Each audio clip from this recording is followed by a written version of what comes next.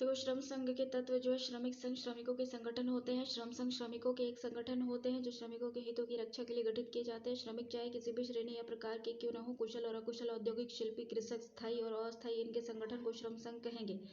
बहुत से देशों में नियोजक के संगठन भी श्रम संघ अधिनियम के अंतर्गत श्रमिक संघ पंजीकृत हो सकते हैं, लेकिन श्रम शास्त्र और औद्योगिक संबंध के दृष्टिकोण से नियोजक के संगठन श्रम संघ नहीं कहलाते। इस प्रकार स्वयं ही नियोजित व्यक्तियों के संगठन को भी श्रम संघ नहीं कहा जाएगा। श्रम संघ विशेष उद्देश्य की प्राप्ति के लिए बनाए जाते हैं। श्रम संघ का गठन अल्पकालीन एवं दीर्घकालीन उद्देश्यों की प्राप्ति के लिए बनाए जाते हैं। अल्पकालीन उद्देश्य जैसे कार्य की भौतिक दशाओं में सुधार, कल्याणकारी सुविधाओं की व्यवस्था करना। दीर्घकालीन उद्देश्य जैसे समाज की स्थापना करना, श्रमिकों द्वारा संसद की स्थापना, उद्योगों का राष्ट्रीयकरण करना इत्यादि उद्देश्य के लिए बनाए जाते हैं। श्रम संघ कम या अधिक मात्रा में अस्थायी रूप से बनाए जाते हैं। श्रमिक संघ अस्थायी रूप से बनाए जाते हैं। अस्थायी समूह या किसी विशेष उद्देश्य की पूर्ति के लिए बनाई गई अस्थायी संस्था को श्रम संघ नहीं कहा जाता है। सामान्यतः श्रम संघ निरंतरता के सिद्धांत पर बनाए जाते हैं। असामान्य परिस्थिति में इन श्रम संघों को भंग किया जा सकता है। विश्व के कई देशों में आज भी ऐसे श्रम संघ विद्यमान है जिनका इतिहास 100 साल से भी अधिक पुराना है। भारत के all India trade union Congress की स्थापना 1920 में की गई थी। All India trade union Congress की स्थापना 1920 में की गई थी और यह संगठन आज भी कार्यशील है। AITUC। श्रमिक संघ की अपनी संरचना होती है। श्रमिक संघ की अपनी संरचना होती है। कई श्रमिक संघ प्रतिष्ठान या उद्योग के स्तर पर तथा कई शिल्प या व्यवसाय के आधार पर बनाए जाते हैं। ऐसे भी श्रमिक संघ हैं जिनमें विभिन्न प्रकार के उद्योग, व्यवसाय और प्रतिष्ठानों में काम करने वाले श्रमिक एक साथ सम्मिलित होते हैं। श्रमिक संघ के अपने संविधान होते हैं जिनमें उनकी प्रशासनिक संरचना से संबंधित प्रक्रियाएं उपलब्ध होती हैं। इस प्रशासनिक संरचना में आम सभा, कार्यकारिणी सभा, अधिकारियों के गठन, उनके अधिकारों, कर्तव्यों की व्याख्या रहती है। श्रमिक संघ अपने उद्देश्य की पूर्ति के लिए विशेष तरीके का प्रयोग करते हैं। श्रम संघ अपने उद्देश्य की प्राप्ति के लिए कई प्रकार की विधि अपनाते हैं। इन तरीकों में कल्याणकारी विधि, सामूहिक सौदेबाजी विधि, औद्योगिक कार्यवाही विधि मुख्य है। अपनी मांगों की पूर्ति के लिए श्रम संघ हड़ताल, धरना प्रदर्शन, घेराव, बंद, बहिष्कार आदि तरीके भी अपनाते हैं। श्रम संघ के विकास के कारण क्या है? Causes of development of trade unions हो गए। श्रम संघ के विकास और विस्तार से तात्पर्य श्रमिक संघों के सदस्य की संख्या में वृद्धि और श्रम संघों के स्वयं की संख्या में बढ़ने से। रिचर्ड लिस्टर ने श्रम संघ के विकास के कारणों को दो भागों में बांटा है। पहला बाह्य कारण, दूसरा आंतरिक कारण। बाह्य कारण क्या है? ये कारण निम्नलिखित है। व्यापार चक्रों का प्रभाव। ऐसा देखा जाता है कि व्यापार में वृद्धि होने पर श्रम संघों की संख्या में वृद्धि होती है और मंदी में श्रमिक संघों की संख्या में कमी आ जाती है। इसके कई कारण है। कई व्यक्ति बेकार हो जाते हैं अतः वे सदस्यता भी छोड़ देते हैं।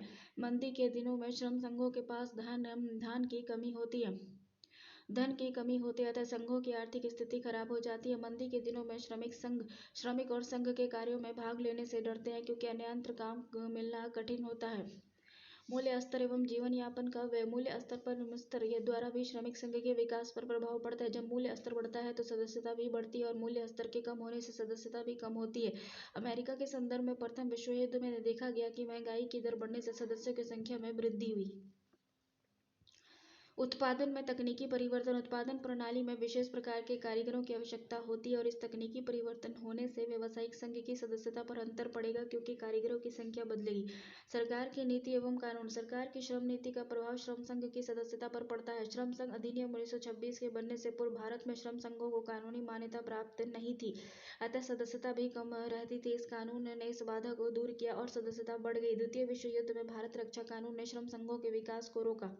इसी प्रकार श्रम संघ के विकास पर सरकार की श्रम नीति व कानून का विशेष प्रभाव पड़ता है। राजनीतिक परिस्थितियां। किसी भी देश की राजनीतिक परिस्थितियां श्रम संघ के विकास को प्रभावित करती हैं। जब देश में राजनीतिक स्थिरता होती है तो श्रम संघों की संख्या में वृद्धि होती है और राजनीतिक अस्थिरता में श्रम संघों की संख्या कम हो जाती है। उद्योगपतियों का संगठन एवं नीति।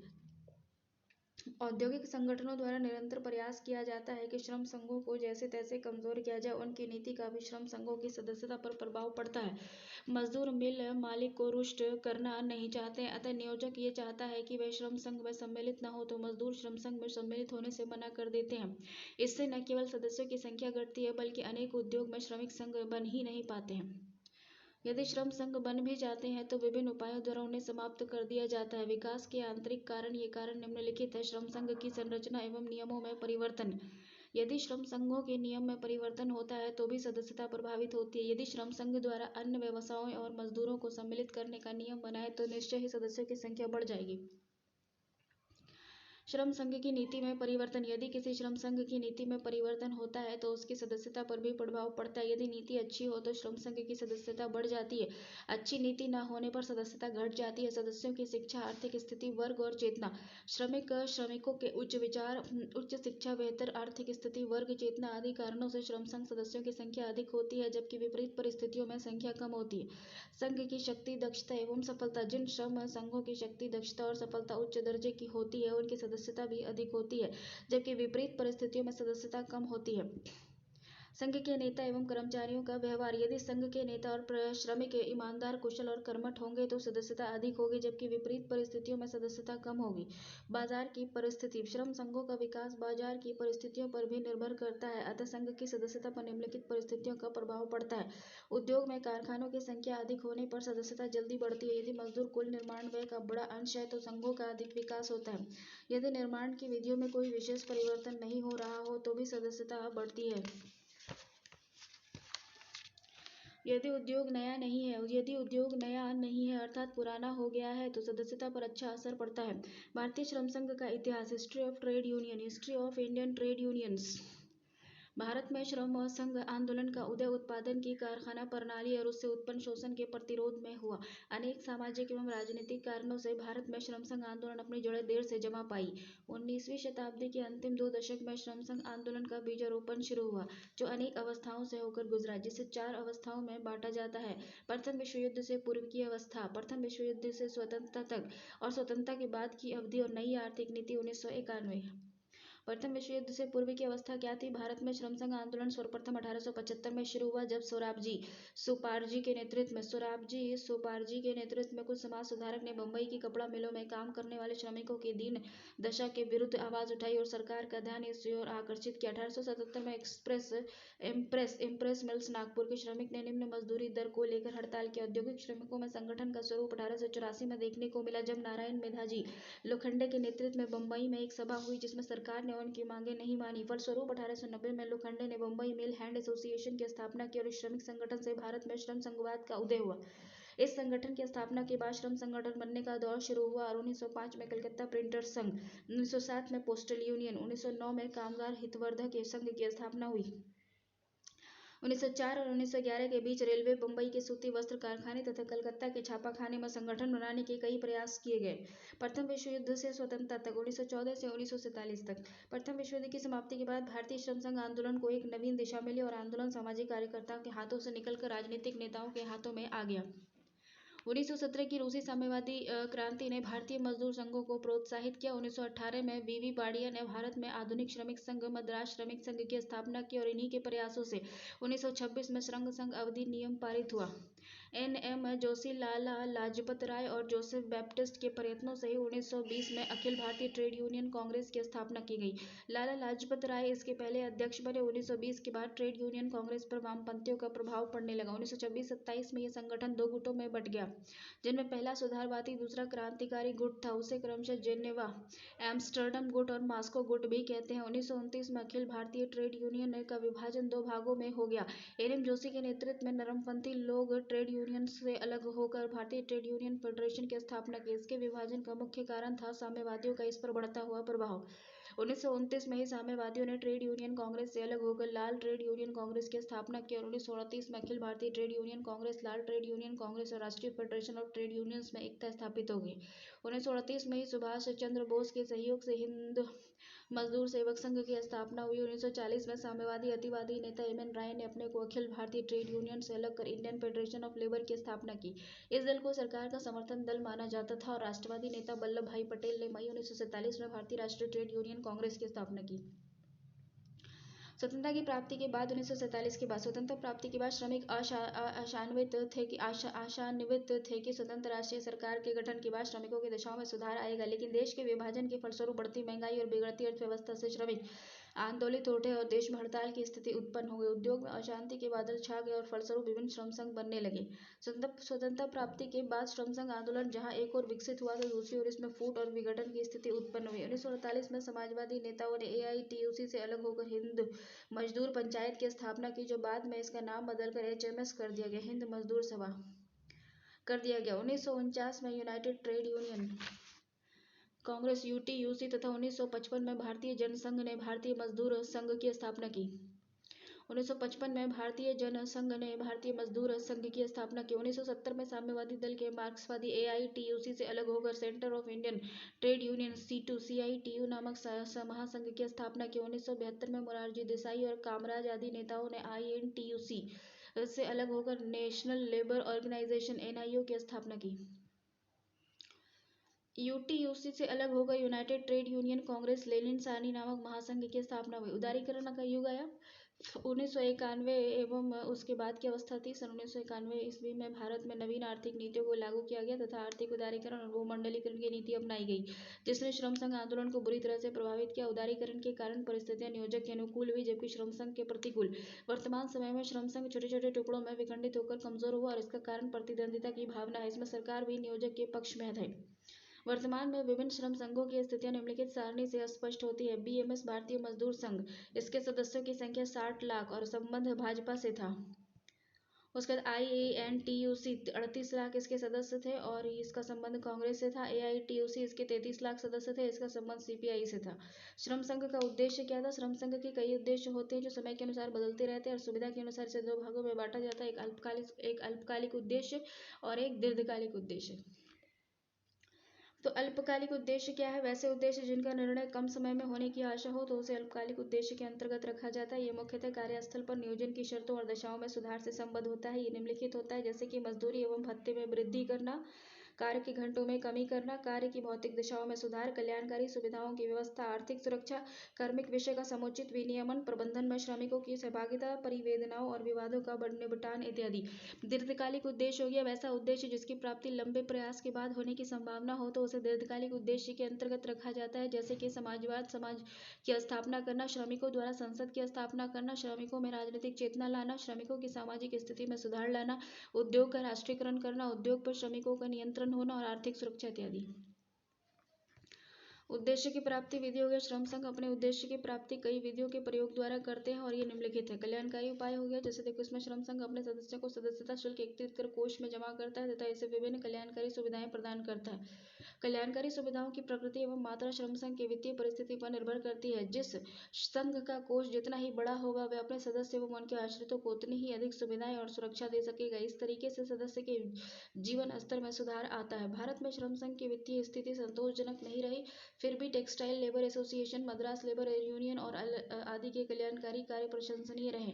सामूहिक सौदेबाजी विधि, इसके अंतर्गत श्रम संघ एवं नियोजक के प्रतिनिधि किसी समस्या या रोजगार की शर्तों पर बैठकर विचार विमर्श करते हैं और एक निर्णय पर पहुंचते हैं। इसमें दोनों दल मोल तोल करते हैं और ये समझौता लिखित और अलिखित दोनों तरीके से होते हैं। ये समझौता मजदूरी, महंगाई भत्ता, बोनस, सामाजिक सुरक्षा, कल्याण सुविधा, कार्य के घंटे इत्यादि विषय पर होते हैं। कुछ देशों में इस विधि को कानूनी मान्यता प्राप्त है तो वैसे भारत जैसे लोकतांत्रिक देश में कानूनी मान्यता प्राप्त नहीं है। ये दोनों पक्षों की इच्छा पर निर्भर करता है। राजनीतिक कार्यवाही विधि देखो, इसके अंतर्गत श्रम संघ अपने उद्देश्य की प्राप्ति के लिए निम्नलिखित कार्य करते हैं। सरकार पर श्रमिकों के हितों में कानून बनाने के लिए दबाव डालना, राजनीतिक दलों के साथ घनिष्ठ संबंध बनाना और उद्योग के राष्ट्रीयकरण और उन पर नियंत्रण के लिए प्रयास करना, राजनीतिक दल का गठन, चुनाव के समय श्रमिकों के हितों की रक्षा करने वाले राजनीतिक दल को समर्थन देना। कई देशों में श्रम संघों ने श्रमिकों की राजनीतिक दलों की भी स्थापना की है। भारत में कई श्रम संघ राजनीतिक दलों से संबद्ध है और महासंघ बनाए गए हैं। उदाहरण के लिए आईएनटीयूसी कांग्रेस से जुड़ा हुआ है, एआईटीयूसी जो है बीएमएस से जुड़ा हुआ है भाजपा से, और बीएमएस जो है वो भाजपा से जुड़ा हुआ है, एआईटीयूसी जो है कम्युनिस्ट पार्टी से जुड़ा हुआ। आज श्रम संघ श्रमिकों के हितों के विकास के लिए राजनीतिक कार्यवाही कर रहा है, विशेष जोर देने लगे हैं। कई विधानमंडल लोकसभा में चुनाव लड़ रहे हैं और कई मुख्यमंत्री, प्रधानमंत्री, राष्ट्रपति श्रमिक नेता बने हैं। कानूनी कार्यान्वयन विधि देखो, जैसे कि इसमें श्रम संघ अपने उद्देश्य की प्राप्ति श्रम कानून में दिए गए प्रावधानों को लागू करवा कर करते हैं। ये विधि जिस उद्योग में श्रम संघ नहीं बन पाए हैं या अपनी कमजोर स्थिति में है वहाँ अधिक उपयोगी सिद्ध होता है। औद्योगिक कार्यवाही विधि क्या है? इस विधि का प्रयोग श्रम संघ तभी करते हैं जब उनके उद्देश्य की प्राप्ति शांतिपूर्ण तरीके से विफल या अप्रभावी हो जाती है। इसमें विभिन्न प्रकार की औद्योगिक कार्यवाही जैसे हड़ताल, प्रदर्शन, धरना, बहिष्कार, घेराव आदि का प्रयोग किया जाता है ताकि नियोजक उनके उद्देश्य की पूर्ति के लिए तैयार हो जाएं और इन कार्यवाहियों का प्रभाव दोनों पक्ष के अलावा उपभोक्ता समुदाय पर भी पड़ता है। यही कारण है कि कई देशों में इनके नियंत्रित करने के लिए कानूनी विधि बना दी गई है। उपयुक्त विश्लेषण से यह स्पष्ट होता है कि श्रम संघ अपने उद्देश्य की प्राप्ति के लिए इन तरीकों का उपयोग करते हैं और जो एक दूसरे के पूरक होते हैं। एक साथ सभी तरीके का प्रयोग कर सकते हैं, अलग अलग भी कर सकते हैं।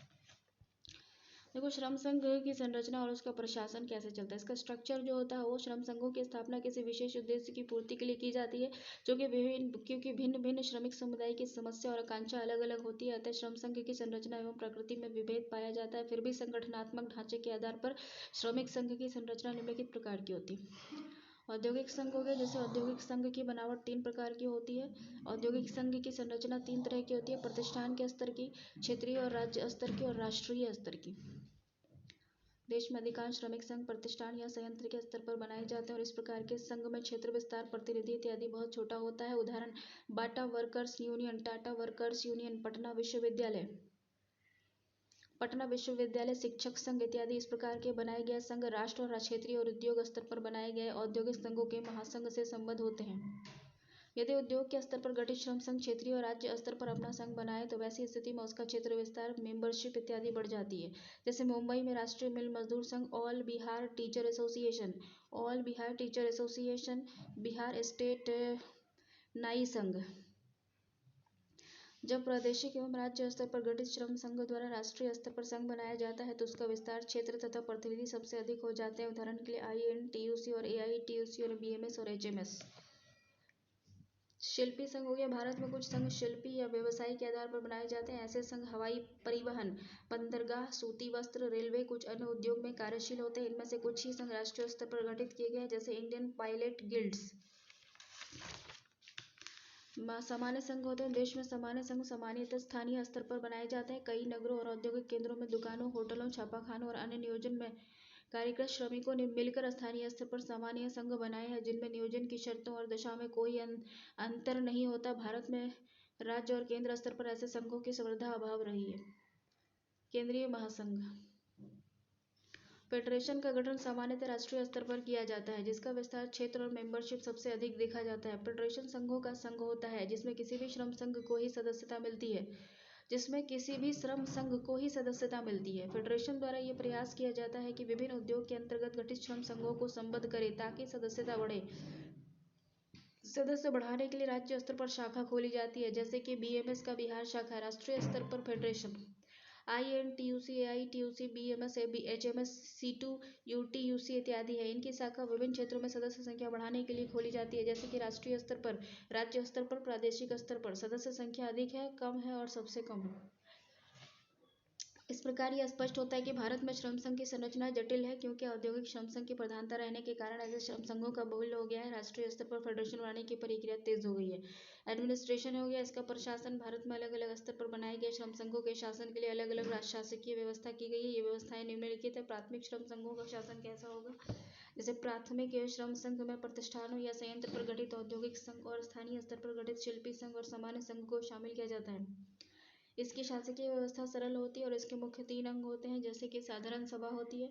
इसमें प्राथमिक श्रम संघों की सर्वोच्च शक्ति निहित होती है। इसमें श्रम संघ के सभी सदस्य शामिल रहते हैं। इसकी बैठक वर्ष में एक बार होती है और आवश्यकता अनुसार बीच में भी की जा सकती है। पदाधिकारी तथा कार्य समिति के अन्य सदस्य साधारण सभा द्वारा ही निर्वाचित होते हैं। साधारण सभा संघ की नीति एवं कार्यक्रमों से संबद्ध महत्वपूर्ण निर्णय करती है। ये कार्य समिति को निर्देश देती है। कार्य समिति प्राथमिक श्रम संघों में नीति और कार्यक्रम के संचालन का भार कार्य समिति पर रहता है। इसमें संघ के अध्यक्ष, उपाध्यक्ष, महासचिव, कोषाध्यक्ष, आवश्यकता अनुसार अन्य पदाधिकारी तथा साधारण सभा द्वारा निर्वाचित कुछ अन्य सदस्य रहते हैं। इन संघों की कार्य समिति में बाहरी व्यक्ति भी सदस्य हो सकते हैं, लेकिन श्रम संघ अधिनियम 1926 के अनुसार इनकी संख्या कुल सदस्यों की 50% से अधिक नहीं होगी। पदाधिकारी हो गया, इसमें अध्यक्ष, उपाध्यक्ष, महासचिव, कोषाध्यक्ष मुख्य पदाधिकारी होते हैं। कुछ संयुक्त सचिव, सहायक सचिव और अन्य पदाधिकारी भी होते हैं। इनमें महासचिव की भूमिका सबसे महत्वपूर्ण होती है। औद्योगिक महासंघों का शासन, जैसे इस महासंघ के शासन का दायित्व मुख्य रूप से 4 अंगों पर होता है। एक साधारण सभा पर होता है। साधारण सभा से संबद्ध श्रम संघों का द्वारा निर्वाचित प्रतिनिधि होते हैं। इन प्रतिनिधियों की संख्या अलग अलग महासंघों में अलग अलग होती है। साधारण सभा की बैठक वर्ष में एक बार होती है और आवश्यकता के अनुसार बीच में भी हो सकती है। साधारण सभा सामान्यतः सामान्य परिषद और कार्यकारिणी के सदस्यों को निर्वाचित करती है। साधारण सभा जो होती है वो सामान्य परिषद और कार्यकारिणी के सदस्यों को निर्वाचित करती है और सामान्य सभा महासंघ से संबद्ध ही सामान्य नीति और कार्यक्रम को निर्धारित करती है और महत्वपूर्ण विषयों पर प्रस्ताव पारित करती है। सामान्य परिषद क्या होता है? इसमें साधारण सभा द्वारा निर्वाचित सदस्य होते हैं जो संबद्ध श्रम संघ के सदस्य के अनुपात में होते हैं। जिन संबद्ध श्रम संघों की सदस्यता अधिक होती है, सामान्य परिषद में उनके सदस्य की संख्या भी अधिक होती है। इसकी बैठक भी वर्ष में एक बार होती है और आवश्यकता अनुसार बीच की अवधि में भी हो सकती है। सामान्य परिषद महासंघ के क्रियाकलापों के संचालन के लिए नियम बनाती है और सामान्य परिषद को कार्यकारिणी के नियमों को संशोधित करने का अधिकार होता है। कार्य समिति हो गया, इसमें एक अध्यक्ष, कुछ उपाध्यक्ष और कुछ महासचिव और कुछ सचिव और एक कोषाध्यक्ष और एक साधारण सभा द्वारा निर्वाचित सदस्य होते हैं। इनमें से बाहरी व्यक्ति भी शामिल किए जा सकते हैं। महासंघों के शासन का मुख्य दायित्व कार्य समिति का होता है। ये महासंघ के प्रबंधन क्रियाकलाप से संबद्ध विषयों पर निर्णय करती है और उनके क्रियाकलाप के लिए प्रयास करता है। ये साधारण सभा तथा सामान्य परिषद द्वारा पारित किए गए प्रस्तावों को लागू करती है तथा संशोधित करती है। पदाधिकारी हो गया, पदाधिकारियों का निर्वाचन साधारण सभा करती है। इसमें अध्यक्ष को कुछ उपाध्यक्ष, महासचिव, कुछ सचिव और कोषाध्यक्ष सम्मिलित हैं। ये पदाधिकारी महासंघ के दिन प्रतिदिन के शासन का कार्य देखते हैं और साधारण सभा, सामान्य परिषद एवं कार्य समिति के निर्णयों को लागू करने के लिए कदम उठाते हैं। ये महासंघ के कर्मचारियों के कार्यों का पर्यवेक्षण भी करते हैं तथा उद्योग स्तर पर गठित द्विदलीय, त्रिदलीय निकायों या मंचों पर महासंघ का प्रतिनिधित्व भी करते हैं। केंद्रीय महासंघों का शासन कैसा होगा? केंद्रीय महासंघ का तात्पर्य उन श्रम संघों से है जो राष्ट्रीय स्तर पर निर्मित होते हैं और इनका सदस्य देश का कोई भी श्रम संघ बन सकता है, जैसे कि INTUC, AITUC, UTUC, HMS, BMS। इनका शासकीय अंग औद्योगिक महासंघ की तरह 4 होते हैं। प्रतिनिधियों की वार्षिक सभा, सामान्य परिषद, कार्य समिति और पदाधिकारी, इन सभी शासकीय अंगों का गठन एवं कार्य औद्योगिक महासंघ के शासकीय अंगों के समान ही होता है, परंतु कुछ केंद्रीय महासंघों में 500 सदस्य पर एक तथा कुछ में 200 सदस्यों पर एक प्रतिनिधि भेजे जाते हैं, जिसके फलस्वरूप संबद्ध श्रम संघों के सदस्य अथवा प्रतिनिधियों की संख्या भिन्न भिन्न श्रमसंघों में विभिन्न होती है। सबसे अधिक सदस्यता वाले केंद्रीय महासंघ के पदाधिकारी में से ही अंतर्राष्ट्रीय श्रम सम्मेलन में श्रमिकों के प्रतिनिधि भेजे जाते हैं। श्रम संघ प्रतिद्वंदिता, ट्रेड यूनियन रिवलरीज। श्रम संघ प्रतिद्वंदिता, भारतीय श्रम संघों की समस्याओं में प्रतिद्वंदिता की समस्या एक गंभीर समस्या है। ये भारतीय श्रम संघ की एक महत्वपूर्ण कमजोरी है। मुख्य रूप से इसका कारण बाह्य नेतृत्व और श्रम संघों के विकास में बाधा पहुंचाते हैं। इसका मीनिंग क्या है? सामान्यतः 2 या 2 से अधिक श्रम संघों के बीच संघर्ष की स्थिति श्रम संघ प्रतिद्वंदिता कहलाती है, परंतु यह संघर्ष एक ही श्रम संघ के अंदर निर्मित विभिन्न श्रमिक समूहों के बीच भी हो सकते हैं। पुणेकर के अनुसार श्रम संघ प्रतिद्वंदिता में ऐसी स्थिति का बोध होता है जिसमें विभिन्न श्रम संघ द्वारा एक दूसरे को अपना प्रतिद्वंदी समझते हैं। राष्ट्रीय श्रम आयोग ने स्पष्ट करते हुए कहा है कि जब किसी उद्योग में एक से अधिक श्रम संघ गठित हो जाते हैं और जब वे एक दूसरे से प्रतियोगिता करने लगते हैं तो उसमें उत्पन्न स्थिति श्रम संघ प्रतिद्वंदिता कहलाती है। इस प्रकार कहा जाता है कि 2 या 2 से अधिक श्रम संघ या एक ही श्रम संघ के विभिन्न समूह और गुट जब एक ही उद्देश्य की प्राप्ति के लिए आपस में संघर्ष करते हैं तो उसमें श्रम संघ प्रतिद्वंदिता कहते हैं। उपयुक्त परिभाषाओं में निम्नलिखित बातें स्पष्ट होती है। इसमें 2 या 2 से अधिक श्रम संघ अथवा एक ही संघ के 2 या 2 से अधिक समूह शामिल होते हैं। इनके बीच प्रतियोगिता एवं संघर्ष होता है। यह संघर्ष एक ही उद्देश्य की प्राप्ति के लिए होता है। इसमें एक दूसरे को मात देने की भावना होती है। प्रकार हो गया, जैसे काइंड्स। भारतीय संदर्भ में यह प्रतिद्वंदिता 2 आयामों में पाई जाती है, अंतरसंघीय प्रतिद्वंदिता और अंतरसंघीय प्रतिद्वंदिता। इंटर यूनियन, अंतरसंघीय और अंतरसंघीय। जब एक ही संस्था में एक से अधिक संघ स्थापित हो जाते हैं तो वे सामान्य उद्देश्य जैसे कि सदस्यता, प्रतिनिधि, श्रम संघ की मान्यता आदि हेतु एक दूसरे से प्रतियोगिता करने लगते हैं, तो इसे अंतर संघीय प्रतिद्वंदिता कहते हैं। जब एक ही श्रम संघ के अंतर्गत विभिन्न गुट बन जाते हैं और अपने अपने गुट के नेता को श्रम संघ का वास्तविक नेता साबित करने के लिए वैध और अवैध सभी प्रकार के हथकंडे अपनाते हैं तो उसे हम अंतर संघीय प्रतिद्वंदिता कहते हैं। इसे इस तरह से भी समझा जाता है कि जैसे कि INTUC के समूह जो है ABCD है। श्रम संघ प्रतिद्वंदिता का कारण क्या है? इसका कारण निम्नलिखित है। राजनीतिक लगाव भी हो सकता है।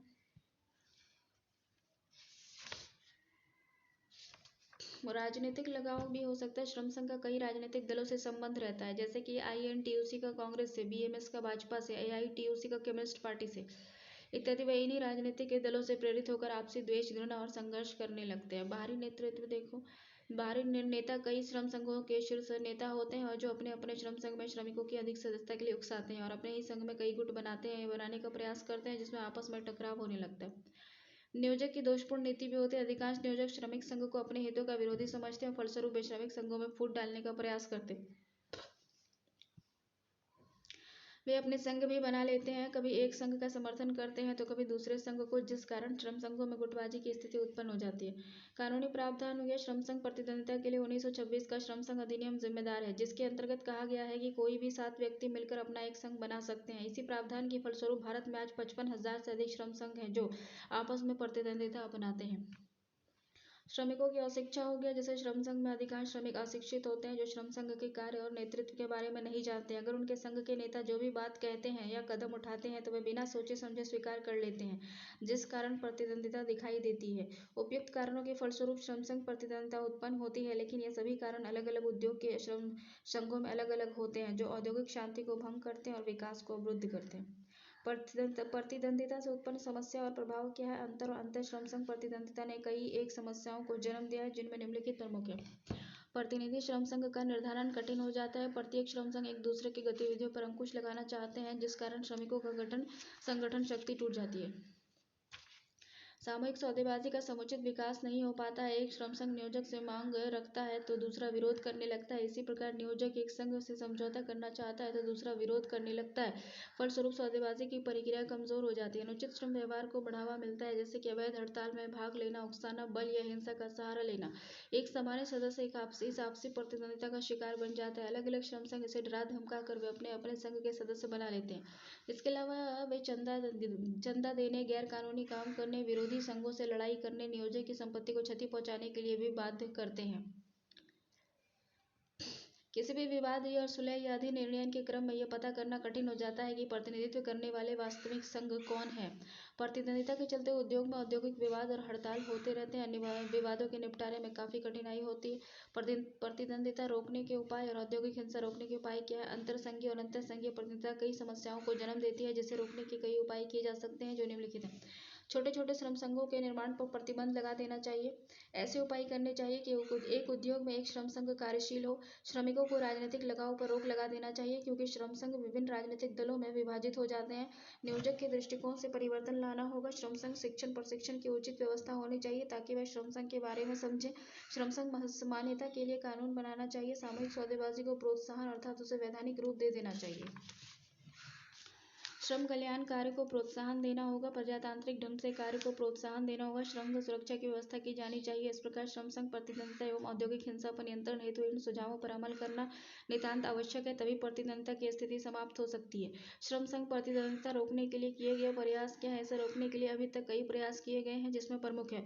भारत सरकार ने 1958 में महसूस किया कि देश में श्रम संघ प्रतिद्वंदिता की स्थिति बढ़ती जा रही है। 1958 में इस विषय पर 4 राष्ट्रीय श्रम फेडरेशन INTUC, AITUC, UTUC और HMS की बैठक बुलाई गई। इस बैठक के आचरण संहिता बनाने की बात कही गई तो जुलाई 1958 में से लागू है। इनकी निम्नलिखित बातें हैं, जैसे कि सभी श्रमिक अपनी इच्छा के अनुसार श्रम संघ के सदस्य होंगे, उन पर कोई जोर या दबाव नहीं डाला जाएगा। कोई भी श्रमिक एक से अधिक श्रम संघ का सदस्य नहीं होगा। प्रत्येक श्रम संघ प्रजातांत्रिक तरीके से काम करेगा और प्रत्येक श्रम संघ में नियमित रूप से चुनाव किया जाएगा। श्रमिकों की अशिक्षा, अज्ञानता और नाजायज लाभ नहीं उठाए जाएंगे। कोई भी श्रम संघ आपसी संबंध में हाथापाई, धमकी इत्यादि का काम नहीं करेंगे। सभी राष्ट्रीय श्रम संघ फेडरेशन इस बात पर ध्यान देंगे कि किसी भी कारखाने में कंपनी संघ की स्थापना नहीं की जाएगी। 1966 में अस्थायी श्रम समिति श्रम संघ प्रतिद्वंदिता समाप्त करने के लिए निम्नलिखित सुझाव दिए थे। जब किसी एक श्रम संघ में एक से अधिक समूह अपने को वास्तविक रूप से नेता बताने लगे तो उस स्थिति में वहां एक चुनाव करा देना चाहिए। जब किसी एक श्रम संघ में एक से अधिक ग्रुप उत्पन्न हो जाए तो उस स्थिति में राष्ट्रीय श्रम फेडरेशन, जिसमें वह संबंधित हो, को यह आग्रह करना चाहिए कि वह हस्तक्षेप करके इस प्रतिद्वंदिता की स्थिति को दूर करें। 1959 में राष्ट्रीय श्रम आयोग ने श्रम संघ प्रतिद्वंदिता को दूर करने के लिए निम्नलिखित सुझाव दिए थे। किसी भी उद्योग में एक श्रम संघ का गठन होना चाहिए। बाहरी नेताओं को स्थान नहीं देना चाहिए। श्रम संघ मान्यता की पद्धति में सुधार करना चाहिए। सरकार द्वारा श्रम न्यायालय को यह अधिकार दे देना चाहिए कि श्रम संघ प्रतिद्वंदिता जैसे विषय पर कोई विवाद होने पर उसे श्रम न्यायालय समाधान करे। नेतृत्व की समस्याएं होंगी, प्रॉब्लम्स ऑफ लीडरशिप। अर्थ हो गया मीनिंग। श्रम संघ नेतृत्व का तात्पर्य श्रम संघ के उच्च पदाधिकारी से है, जिनके निर्देशन पर श्रम संघ का कार्य संचालित होता है। RT लिविंगस्टोन के शब्दों में नेतृत्व क्षमता है जिसके द्वारा दूसरे में समान उद्देश्य की प्राप्ति के लिए कार्य करने की इच्छा उत्पन्न की जाती है। उपरोक्त आधारों पर कहा जा सकता है कि नेतृत्व किसी भी व्यक्ति का वह व्यक्तिगत गुण है जिसके कारण वह दूसरे को किसी भी वांछित उद्देश्य की प्राप्ति की दिशा में कार्य करने या न करने के लिए प्रेरित करता है। ऐसे नेतृत्व प्राप्त करने वाले व्यक्ति को ही नेता कहते हैं। उनका गुण नेतृत्व है। नेतृत्व दो तरह का होता है, एक आंतरिक और एक बाह्य। आंतरिक और बाह्य। यह श्रम संघ का नेतृत्व श्रमिक के वर्ग के किसी भी व्यक्ति द्वारा ही किया जाए तो उसे श्रम संघ का आंतरिक नेतृत्व कहा जाता है, जिसमें ऐसे लोगों का बोध होता है जो संघ से संबद्ध प्रतिष्ठान, नियोजन उद्योग में वास्तव में कर्मचारी के रूप में काम करते हैं। लेकिन यदि छटनी रिटायर पदच्युति किए गए व्यक्ति किसी श्रम संघ का नेता हो जाए तो उसे आंतरिक नेतृत्व के अंतर्गत रखा जाएगा। आंतरिक नेतृत्व के गुण क्या है? आंतरिक नेतृत्व में श्रमिकों को अधिक विश्वास होता है, ये श्रम संघों के कार्यों से में अधिक रुचि लेते हैं। इनके नेताओं को श्रमिक की समस्याओं को हर पहलू में गहरी जानकारी होती है और इससे समस्या का समाधान संभव हो जाता है। आंतरिक नेतृत्व के कारण श्रमिकों के हितों में उचित औद्योगिक कार्यवाही किए जाते हैं। दूसरे, स्वास्थ्य संघवाद का विकास होता है और निस्वार्थ कार्य होता है। इसके दोष भी हैं, जैसे कि आंतरिक नेतृत्व के कारण श्रम संघ को नियोजक के विरोधी रुख और विपरीत व्यवहार का आघात झेलना पड़ता है। इससे संबंधित द्वारा घोषित और समर्थित नेताओं की सक्रियता का भय बना रहता है। ये बाह्य नेतृत्व की तुलना में कम प्रभावशाली होते हैं।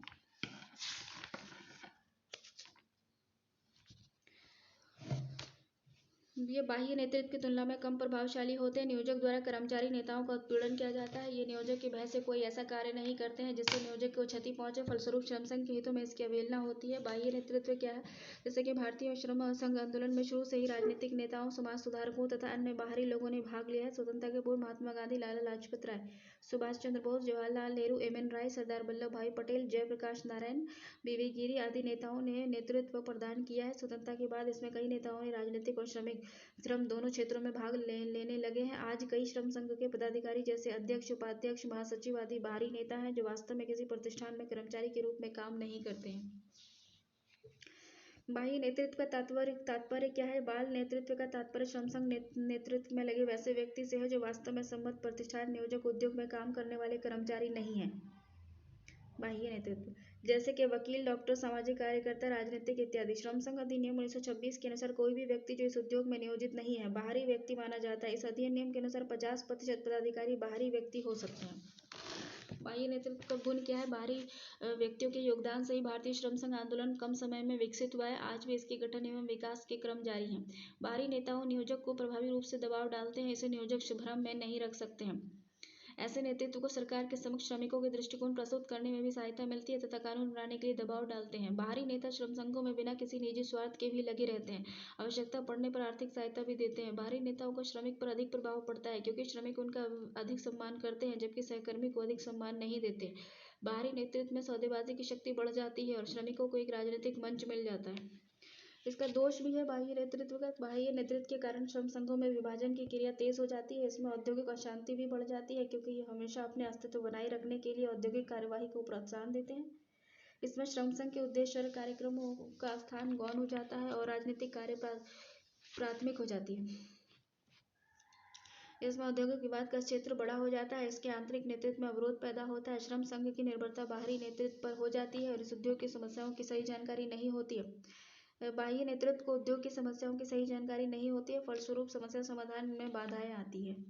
इस प्रकार आंतरिक नेतृत्व, बाह्य नेतृत्व के गुण दोष का तुलनात्मक अध्ययन किया जाए तो आंतरिक नेतृत्व को ही बेहतर माना जाएगा। कारण इससे प्रजातांत्रिक मूल्यों की स्थापना होगी। श्रमिक को अपनी समस्याओं की सही जानकारी रहती है तथा उनके समाधान करने की क्षमता भी रखते हैं।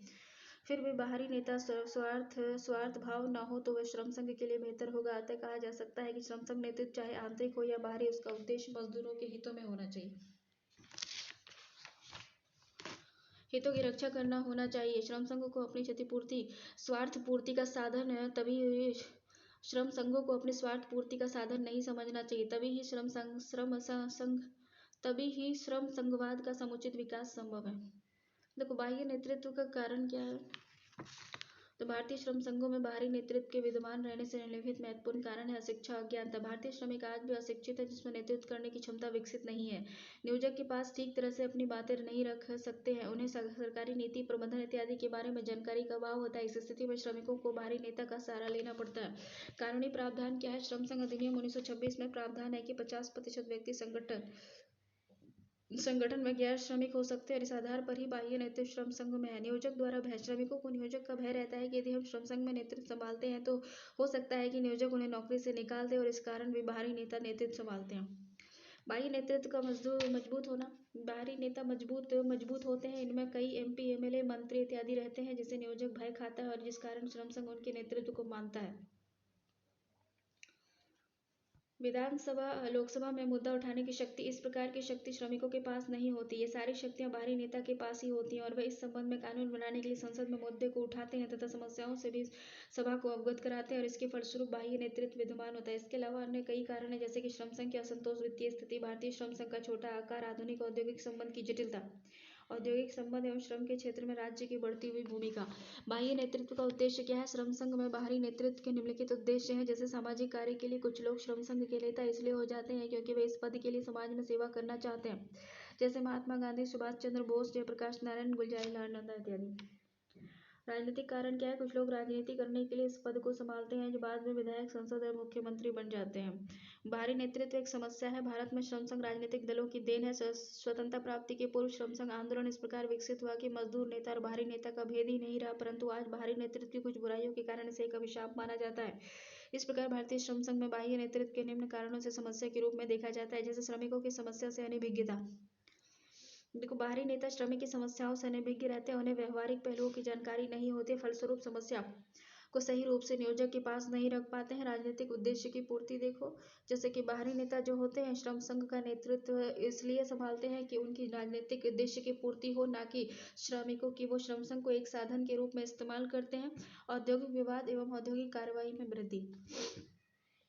बाहरी नेता राजनीति से प्रेरित होकर औद्योगिक विवादों का संचालन करते हैं, जिससे कि उनके अस्तित्व बना रहता है। वे श्रमिकों की पीड़ा का एहसास नहीं करते, वे इससे हड़ताल, धरना इत्यादि का प्रोत्साहन करते हैं। श्रम संघ कोष का दुरुपयोग। बाहरी नेता श्रम संघ कोष से अपनी सुविधाओं के लिए क्षमता से अधिक खर्च करते हैं, जिससे कोष की आर्थिक स्थिति चरमरा जाती है। ठीक है। श्रम संघ प्रतिद्वंदिता। बाहरी नेतृत्व के कारण श्रमिकों के बीच श्रम संघ प्रतिद्वंदिता बढ़ जाती है, क्योंकि ये श्रम संघ कई पार्टी से जुड़े रहते हैं। फलस्वरूप गुटबाजी का विकास होता है, जिससे प्रतिद्वंदिता उत्पन्न होती है। इसके अलावा कई अन्य कारण है, जैसे श्रमिक एवं नियोजक के बीच के संबंध में कटुता लाने का काम करते हैं तथा वे मध्यस्थ के रूप में भूमिका निभाते हैं। आंतरिक नेतृत्व के विकास में बाधक सामूहिक सौदेबाजी की विधि द्वारा समझौता कराने के पक्ष में नहीं होते तथा हमेशा असफल करने का प्रयास करते रहते हैं। उपयुक्त कारणों के फलस्वरूप बाहरी नेतृत्व श्रम संघ के लिए एक समस्या पैदा करता है, इसलिए कुछ लोगों का मानना है कि श्रम संघ से बाहरी नेतृत्व को समाप्त कर देना चाहिए। बाहरी नेतृत्व रोकने हेतु सुझाव। भारत में श्रम संघों का विकास बाहरी नेतृत्व के कारण ही संभव हुआ है, परंतु आज श्रम संघ बाहरी नेताओं की गिरफ्त में इस प्रकार जकड़ा हुआ है कि इस स्थिति से श्रम संघों को मुक्ति दिलाना एक समस्या बन गई है। फिर भी इसके नेतृत्व को रोकने के लिए निम्नलिखित उपाय किए जा सकते हैं। श्रम संघ अधिनियम में संशोधन। श्रम संघ अधिनियम 1926 में बाहरी नेताओं को 50% तक रखने की व्यवस्था की गई। इसे कम या बिल्कुल समाप्त कर देना चाहिए। शिक्षा का प्रसार। श्रमिकों के बीच शिक्षा का प्रचार प्रसार अधिक करना होगा, ताकि उन्हें इसके बारे में अधिक जानकारी हो। शिक्षा के प्रसार हो जाने से स्वतः ही बाह्य नेतृत्व समाप्त हो जाता है। श्रम संघ महाविद्यालय की स्थापना। कई देशों में श्रमिकों को नेतृत्व संबंधी प्रशिक्षण देने हेतु महाविद्यालय स्थापित किए गए, जैसे कि सिंगापुर, डेनमार्क, मलेशिया इत्यादि में। भारत में भी इस प्रकार के श्रम संघ महाविद्यालय की स्थापना की जानी चाहिए। नियोजक के दृष्टिकोण में परिवर्तन। नियोजक आंतरिक नेतृत्व को प्रोत्साहन दे और श्रमिक नेता का शोषण करना बंद करे। श्रम संघ के अस्तित्व को सहयोगी मान ले तो निश्चय ही आंतरिक नेतृत्व को बढ़ावा मिलेगा और बाहरी नेतृत्व समाप्त हो जाएगा। सरकार द्वारा प्रोत्साहन। यदि सरकार द्वारा आंतरिक नेतृत्व को प्रोत्साहन हेतु सुरक्षा और अतिरिक्त सुविधाएं प्रदान की जाती हैं तो बाहरी नेतृत्व पर रोक लग सकती है। अंतर्राष्ट्रीय एवं राष्ट्रीय संस्थाओं को सम्मेलन में केवल श्रमिक प्रतिनिधि के लिए प्रावधान करना चाहिए। उपयुक्त उपायों के फलस्वरूप बाह्य नेतृत्व को रोका जा सकता है तथा आंतरिक नेतृत्व को विकसित किया जा सकता है। इसके अलावा आंतरिक नेतृत्व को विकसित करने हेतु कई अन्य सुझाव दिए जा सकते हैं। राष्ट्रीय श्रम आयोग का विचार क्या है? श्रमिकों को शिक्षित करना, ताकि वे श्रम संघ के प्रशासन और अधिकार को समझे। नियोजक द्वारा श्रमिक को नेता के उत्पीड़ित करने पर दंड की व्यवस्था करना। संघ कार्य हेतु प्रशिक्षण देना। संघ कार्यकारिणी में बाहरी नेतृत्व के अनुपात को कम करना। सभी भूतपूर्व कर्मचारियों को आंतरिक तत्व माना जाए। एक परंपरा स्थापित की जाए कि संघ का कोई पदाधिकारी किसी राजनीतिक दल में एक साथ पद ग्रहण नहीं करे। इस प्रकार इन सुझावों को लागू किया जाए तो बाहरी नेतृत्व को समाप्त कर आंतरिक नेतृत्व का विकास आसानी से किया जा सकता है। श्रम संघ मान्यता की समस्या क्या है? श्रम संघों की मान्यता की समस्या हमारे आज के औद्योगिक संबंध पद्धति का मूलभूत मुद्दा है। ये महत्वपूर्ण इसलिए हो जाता है क्योंकि आज भी परिस्थितियों में नियोजक के लिए किसी भी श्रम संघ को मान्यता प्रदान करने की कोई बाध्यता नहीं है। प्रोफेसर एल एम जोशी ने अपनी पुस्तक trade union movement in India में कहा है कि प्रारंभिक चरण में नियोजकों का रवैया श्रम संघ के प्रति बहुत ही आक्रामक था। ठीक है, बहुत बहुत ही आक्रामक था। ठीक है, नियोजकों का यह प्रयास होता था कि श्रम संघ बन ही ना पाए। यदि श्रमिकों का संगठन बना तो किसी भी तरह उन्हें समाप्त कर दिया जाता था। अंततः यदि तमाम प्रयासों के बावजूद भी श्रम आंदोलन जारी रहा तो किसी भी विकल्प की अनुपस्थिति में नियोजक श्रम संघों को मान्यता प्रदान कर देते थे। हालांकि जोशी की ये रिपोर्ट श्रम संघ के प्रारंभिक चरण की परिस्थितियों का द्योतक है, परंतु आज के संदर्भ में ये बिल्कुल महत्वहीन नहीं हो गया है। विश्व के अनेक देश में वैधानिक प्रावधानों के द्वारा श्रम संघ की मान्यता को अनिवार्य बना दिया गया है, लेकिन भारत की स्थिति थोड़ी भिन्न है। यहाँ श्रम संघों की मान्यता के मुद्दे पर कई प्रयास किए गए हैं, लेकिन वे वैधानिक रूप कुछ ही राज्यों तक सीमित है। केंद्रीय स्तर पर कोई विधान नहीं बनाया गया है। भारत में मान्यता हेतु भारतीय श्रम सम्मेलन द्वारा स्वीकृत अनुशासन संहिता का पालन किया जाता है। मान्यता का अर्थ क्या है? सम्मानित है। मान्यता से तात्पर्य है कि श्रम संघ को वार्तालाप हेतु स्वीकार करना है। ऐसी मान्यता की आवश्यकता जो प्रतिष्ठान में कार्यरत श्रमिकों की दशाओं में सुधार लाने के लिए किया जाता है। औद्योगिक, क्योंकि नियोजक एवं श्रम संघ के प्रतिनिधि किसी समस्या के समाधान हेतु बातचीत करते हैं। शाही श्रम आयोग 1929 के अनुसार क्या है कि मान्यता का अर्थ है कि नियोजक श्रम संघ के वार्तालाप के अधिकार को स्वीकार करता है। दूसरे शब्दों में श्रम संघ मान्यता से आशय है कि नियोजक द्वारा सेवा की शर्तों और अन्य मुद्दों पर विचार विमर्श करने हेतु श्रम संघ को प्रतिनिधि के रूप में स्वीकार करना। उपयुक्त परिभाषाओं से निम्नलिखित तथ्य स्पष्ट होते हैं कि श्रम संघ मान्यता नियोजक द्वारा ही दी जाती है। यह प्रतिष्ठान में कार्यशील एक श्रमिक संघ को प्रदान की जाती है। ये सामूहिक सौदेबाजी के लिए वार्तालाप करने हेतु प्रदान की जाती है। मान्यता की विधि क्या है? श्रम संघ मान्यता हेतु दो विधि अपनाई जाती है: सदस्यता जांच विधि और गुप्त मतदान विधि। सदस्यता जांच विधि क्या है? इस विधि के द्वारा नियोजक प्रतिष्ठान के अंतर्गत गठित श्रम संघों में जो सबसे अधिक सदस्यता रखता है उसे मान्यता प्रदान करता है। ये विधि बहुत ही सरल और कम खर्चीली होती है, क्योंकि इसमें वेटिंग नहीं करना पड़ता है और इसमें मतभेद की स्थिति बहुत ही कम रहती है। गुप्त मतदान की विधि: इस विधि के द्वारा सभी श्रम संघ के सदस्य गुप्त मतदान करते हैं। मतदान के बाद गणना की जाती है। जो श्रम संघ अधिक मत प्राप्त करते हैं उसे नियोजक द्वारा मान्यता प्रदान की जाती है। श्रम संघ मान्यता हेतु भारत सरकार की श्रम नीति। श्रम संघ मान्यता हेतु अभी तक भारत सरकार द्वारा कोई ठोस कानून नहीं बनाया गया है जिससे कि श्रम संघों को मान्यता प्रदान की जाए। 1958 के अनुसार संहिता के निर्माण के क्रम में मान्यता संबंधी अनुबंधों को शामिल किया गया है। कुछ राज्य सरकारों ने भी इस संबंध में कानून बनाए हैं। सर्वप्रथम कानून मुंबई सरकार द्वारा बनाया गया, जो मुंबई औद्योगिक संबंध अधिनियम 1946 के नाम से जाना जाता है, जिसमें मान्यता संबंधी लिखित उपबंध दिए गए हैं। प्रतिनिधि श्रम संघ: वैसे श्रम संघ जिन्हें कम से कम 15% श्रमिकों की सदस्यता प्राप्त हो। अपरहत प्राप्त श्रम संघ: वैसे श्रम संघ जिनके लिए कम से कम 5% श्रमिकों की सदस्यता अनिवार्य हो। प्राथमिक श्रम संघ: जिसमें संस्थान में कार्यरत श्रमिकों में से 15% श्रमिक की सदस्यता प्राप्त हो। अनुमोदित श्रम संघ: प्रत्येक श्रेणी के श्रम संघ का विशेषाधिकार एवं दायित्वों का उल्लेख। भारतीय श्रम संघ अधिनियम 1947। इस संशोधित अधिनियम के अंतर्गत ये प्रावधान किया गया है कि श्रम न्यायालय के आदेशानुसार नियोजक श्रम संघ को मान्यता प्रदान करे। मान्यता प्रदान करने हेतु न्यूनतम योग्यताएं भी निर्धारित की गई हैं। यदि किसी संस्थान में 2 या 2 से अधिक श्रम संघ न्यूनतम आवश्यक शर्तों को पूरा करते हैं तो उन सभी को मान्यता प्रदान की जा सकती है। यह भी कानून भारत में लागू नहीं हो सका।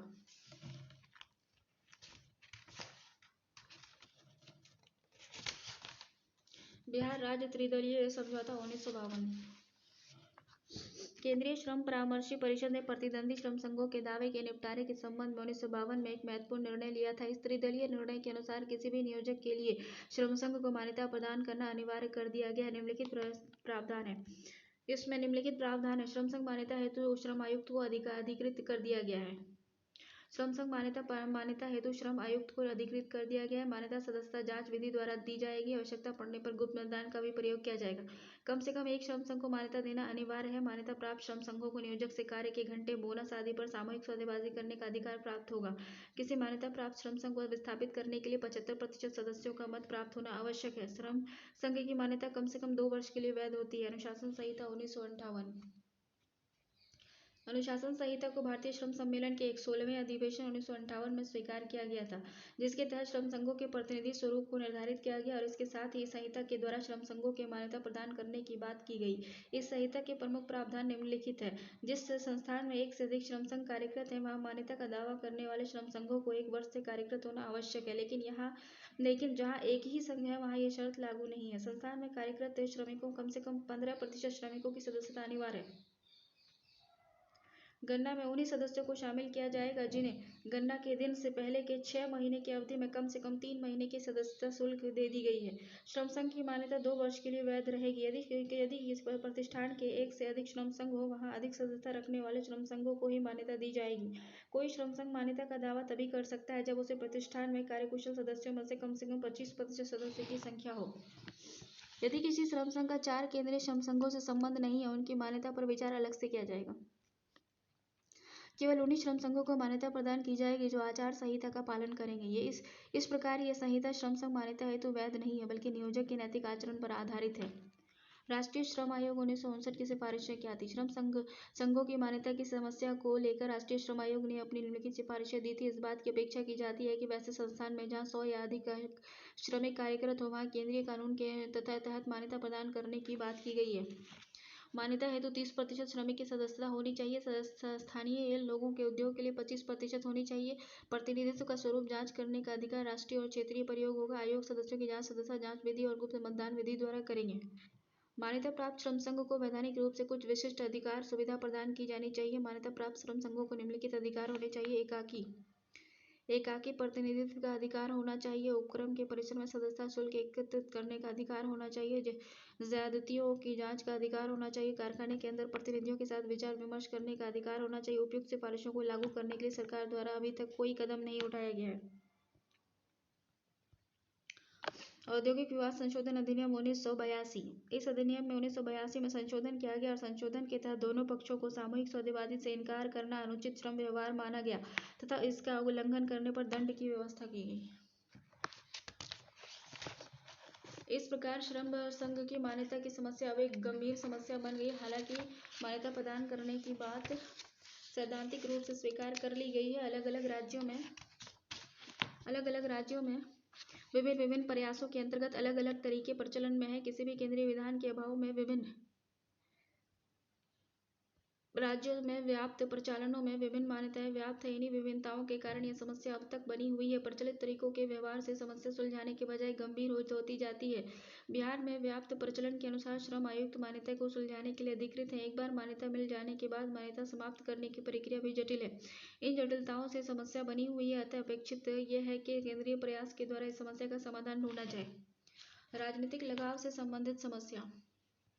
भारतीय श्रम संघवाद जिन समस्याओं से ग्रसित है, उन्हें संभवतः सबसे बड़ी समस्या राजनीतिक लगाव और राजनीतिक दलों के प्रभाव का है। एस.एन. पांडे ने अपनी पुस्तक एज लेबर ऑर्गेनाइजेज में टिप्पणी करते हुए लिखा है कि भारतवर्ष में श्रम संघ बहुत ही नजदीक तौर पर राजनीतिक दलों से जुड़े हैं और राजनीतिक नेतागण आज भी श्रम संघों पर अपना वर्चस्व कायम रखते हुए इस राजनीतिक लगाव का परिणाम यह निकला है कि श्रम संघ जिनकी स्थापना श्रमिकों की रक्षा करने के लिए हुई थी, आज वहां महज राजनीतिक दल के हितों का एक औजार बनकर रह गया है। आंदोलन के प्रारंभिक चरण में श्रम आंदोलन कांग्रेस पार्टी के साथ जुड़ा हुआ था और स्वतंत्र आंदोलन के संघर्ष में मुख्य धारा का एक अंग था। लाला लाजपत राय, जवाहरलाल नेहरू, सुभाष चंद्र बोस, सी.आर. दास ऐसे कई नेता थे जो कांग्रेस के प्रमुख होने के साथ साथ श्रम आंदोलन के भी अध्यक्ष थे। Mahatma Gandhi, C.F. Andrews, Annie Besant ऐसी हस्तियों ने भी श्रम उर्जकों के हितों को रक्षा देने की और आगे बढ़ाने में अपना महत्वपूर्ण योगदान दिया। भारत में श्रमिकों का पहला औपचारिक संगठन all India trade union Congress में स्थापित हुआ। भारत में श्रमिकों का पहला संगठन जो था वो AITUC 1920 में स्थापित हुआ। यह CPI के द्वारा हुआ। इस संगठन से भी राजनीतिक नेता और महत्वपूर्ण श्रमिक वर्ग जुड़े। भारत के संपूर्ण श्रमिकों का प्रतिनिधित्व करने वाले ये संगठन 1929 में विघटित हो गया और अब वामपंथी और नरमपंथी के बीच वैचारिक मतभेद तीव्र हो गया। ऑल इंडिया ट्रेड यूनियन की स्थापना हुई जो बाद में NTUF के नाम से जानी गई। 1931 में all India red trade union Congress की स्थापना हुई। 1940 में AITUC में पुनः विघटन हो गया और इंडियन फेडरेशन ऑफ लेबर की स्थापना हुई, IFL की। 1947 में भारत स्वतंत्र हुआ और स्वतंत्रता के बाद कांग्रेसियों को यह एहसास हुआ कि AITUC पर वामपंथियों का पूर्ण रूप से आधिपत्य है। 1947 में कांग्रेसियों ने एक अलग श्रम संघ बनाया जिसका नाम रखा गया INTUC। 1947 के बाद वामपंथी AITUC था। 1948 में समाजवादियों ने हिंद मजदूर पंचायत HMD नामक संघ बनाए। 1949 में समाजवादियों का मतभेद वामपंथियों से हुआ और परिणाम स्वरूप वामपंथियों ने United trade union Congress UTUC की स्थापना की और 1955 में भारतीय जनसंघ नामक राजनीतिक दल का गठन हुआ। 1955 में भारतीय जनसंघ नामक राजनीतिक दल का गठन हुआ तो इस दल ने भारतीय मजदूर संघ बना लिया। 1959 में कांग्रेस पार्टी में विभाजन हुआ। परिणाम स्वरूप 1972 में नेशनल लेबर ऑर्गेनाइजेशन की स्थापना हुई। 1970 में वामपंथी दलों में विभाजन हुआ और मार्क्सवादी कम्युनिस्ट पार्टी का गठन हुआ। इसने अपना अलग श्रम संगठन बनाया, centre of Indian trade union के नाम से जाना जाता था। इसके अलावा अन्य कई छोटे संगठन बनते जा रहे हैं। इस प्रकार हम देखते हैं कि भारत में श्रम आंदोलन का सूत्रपात तो राजनीतिक प्रभाव के अंतर्गत हुआ ही, लेकिन इनका विकास भी राजनीतिक प्रभाव के अंतर्गत होता रहा और स्वतंत्रता के बाद भी राजनीतिक दलों का वर्चस्व श्रम आंदोलन पर हावी रहा। राजनीतिक लगाव के गुण क्या है? राजनीतिक लगाव के कारण श्रमिकों को निम्नलिखित लाभ प्राप्त हुआ है। श्रमिकों की सुविधाओं में वृद्धि। किसी भी उद्योग या प्रतिष्ठान में गठित विभिन्न श्रम संघ अपने सदस्यों की दशाओं में सुधार लाने और उन्हें अधिक सुविधाएं प्रदान करने का प्रयास करते हैं, जैसे मजदूरी में वृद्धि, कार्य की दशाओं में सुधार, कल्याण सुविधाएं, क्षतिपूर्ति की सुविधा इत्यादि सुविधाएं दिलाने का प्रयास करते हैं। ये सब राजनीतिक लगाव के कारण ही संभव है। श्रम संघ के प्रभाव में वृद्धि। राजनीतिक लगाव के कारण श्रम संघ के प्रभाव में वृद्धि हुई। उदाहरण के लिए अहमदाबाद टेक्सटाइल लेबर एसोसिएशन के प्रभावकारिता के पीछे भारतीय राष्ट्रीय कांग्रेस के घनिष्ठ संबंध रहे हैं। ऐसा भी देखा जाता है कि सत्तारूढ़ राजनीतिक दल के प्रभाव वाले श्रम संघ की प्रभावकारिता अधिक होती है। विधायिका में श्रम संघ के नेताओं की संख्या में वृद्धि।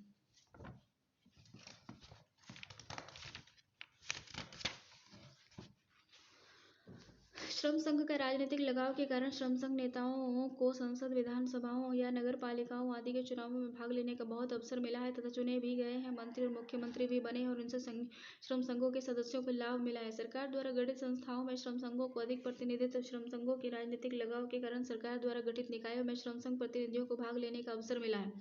इन निकायों द्वारा श्रम से संबंधित कई विषयों पर निर्णय लिए जाते हैं। इन निकायों में भारतीय श्रम सम्मेलन, अस्थायी श्रम समिति और राज्य श्रम सलाहकार बोर्ड इत्यादि प्रमुख है।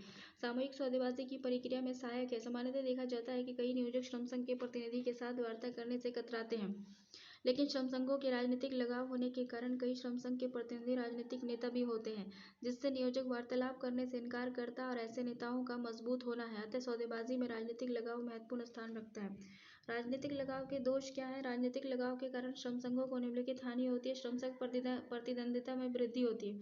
राजनीतिक लगाव के कारण श्रम संघों में प्रतिद्वंदिता की स्थिति उत्पन्न हो जाती है। प्राय देखा जाता है कि राजनीतिक पार्टियां अधिक से अधिक श्रम संघ एवं उनके सदस्यों पर प्रभाव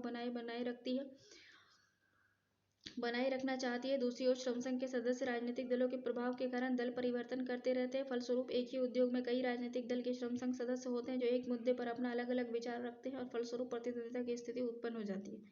उदाहरण के लिए खान में Indian National Mine workers Federation और all India mine workers federation के बीच प्रतिद्वंदिता की स्थिति रहती है। एक Indian National Mines Worker Federation है और एक है all India mine workers federation के बीच प्रतिद्वंदिता। एक ही श्रम संघ में गुटबंदी में वृद्धि होती है।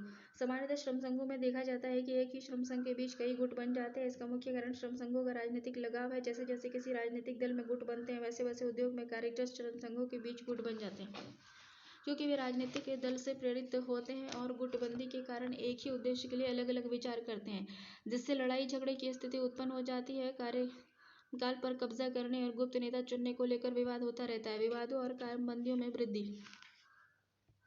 श्रम संघों के राजनीतिक लगाव के कारण प्रतिद्वंदिता और गुटबंदी में वृद्धि होती है। फलस्वरूप विवादों की भी संख्या बढ़ जाती है, जिससे राजनीतिक प्रभाव के कारण कोई भी गुट विवाद को समाप्त करना चाहता है तो दूसरा गुट विवाद को जारी रखना चाहता है। नियोजक जब एक श्रम संघ से वार्ता करना चाहता है, दूसरा श्रम संघ इसका विरोध करता है। फलस्वरूप विवाद एवं कामबंदियों में वृद्धि हो जाती है।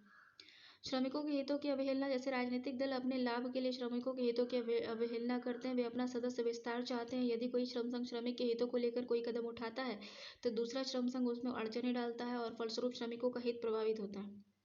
श्रम संघ के कार्य क्या है? श्रम संघ अपने संगठन के लिए कई प्रकार के काम करते हैं जो निम्नलिखित हैं। श्रम संगठन से संबंधित कार्य क्या है? श्रम संगठन से संबंधित कई प्रकार के कार्य करते हैं, जैसे सदस्यता बनाए रखना, सदस्यों की संख्या बढ़ाने का प्रयास, आय में वृद्धि करना जिससे कि संगठन मजबूत हो, चंदे वसूल करना, हड़ताल में भाग लेना, उन्हें अनुशासित करना। अपने संगठन को मजबूत बनाने के लिए वे संघ सुरक्षा जैसे क्लोज शॉप, यूनियन शॉप, सदस्यता अनुरक्षण प्रतिष्ठान, चेक ऑफ आदि की भी व्यवस्था करने का प्रयास करते हैं। संगठन को स्थायित्व प्रदान करने के लिए प्रतिष्ठित व्यक्ति एवं राजनीतिक नेताओं का भी सहारा लेते हैं और कई पदाधिकारियों की भी नियुक्ति करते हैं। सामूहिक सौदेबाजी संबंधी कार्य करते हैं। इसमें श्रम संघ अपनी मांगों को लेकर नियोजक से मोलतोल करते हैं और दबाव डालते हैं। इसके कारण हड़ताल का भी सहारा लेते हैं और नियोजक में से अपनी मांग मनवाने का कार्य करते हैं। उसके बाद देखो, श्रमिकों के हितों के लिए संरक्षणात्मक राजनीतिक कार्य क्या? श्रमिकों के हितों के लिए संरक्षणात्मक अन्य प्रकार के श्रम कानून बनाने के लिए सरकार पर दबाव डालना, कार्य की दशाओं में सुधार करने के लिए आंदोलन करना, राजनीतिक दलों के साथ घनिष्ठ संबंध स्थापित करना, श्रम कल्याण के लिए नियोजक और सरकार पर दबाव डालना, अपने संसद की राजनीतिक पार्टी को समर्थन देना। कल्याणकारी कार्य क्या है? शैक्षणिक सुविधाओं की व्यवस्था करना, आकस्मिकताओं की स्थिति में आर्थिक सहायता देना, प्रशिक्षण की व्यवस्था करना, मनोरंजन की सुविधा, सहकारी समिति बनाना, सांस्कृतिक कार्यक्रम की सुविधा देना, पुस्तकालय की व्यवस्था करना इत्यादि। इसके लिए श्रम संघ एक कोष का गठन करते हैं। जिन श्रम संघों की आय अधिक है वे अपने सदस्य के लिए अच्छी कल्याणकारी सुविधाएं उपलब्ध कराते हैं। विवादों का संचालन हो गया, जैसे कि जब विवाद सामूहिक सौदेबाजी की जगह अधिनियम के लिए प्रस्तुत कर दिया जाता है, तब श्रम संघ अधिनियम की प्रक्रिया में अपने सदस्यों का प्रतिनिधित्व करते हैं। विवादों के न्यायालय में भी पहुंच जाने पर भी विवादों का संचालन के क्रम में कार्यालय जाने, कार्रवाई को देखने, सुनने, इससे संबंधित कार्य अन्य कार्य करते हैं। प्रकाशन, शोध और जनसंपर्क संबंधी आय हो गया। सदस्य में राजनीतिक चेतना विकसित करने के लिए अथवा अपने पक्ष को प्रस्तुत करने के लिए श्रम संघ विभिन्न प्रकार के प्रकाशन भी करते हैं। श्रम से संबंधित विषयों पर अपने पक्ष को प्रस्तुत करने के लिए श्रम संघ शोध का सहारा लेते हैं। हड़ताल, अन्य औद्योगिक कार्यवाही के क्रम में अपने पक्ष में जनमत तैयार करने के लिए श्रम संघ जनसंपर्क अभियान भी चलाते हैं। अन्य कार्य हो गया, जैसे परामर्श संबंधी कार्य, सरकारी तंत्र के साथ सहयोग और त्रिदलीय निकायों में भागीदारी इत्यादि।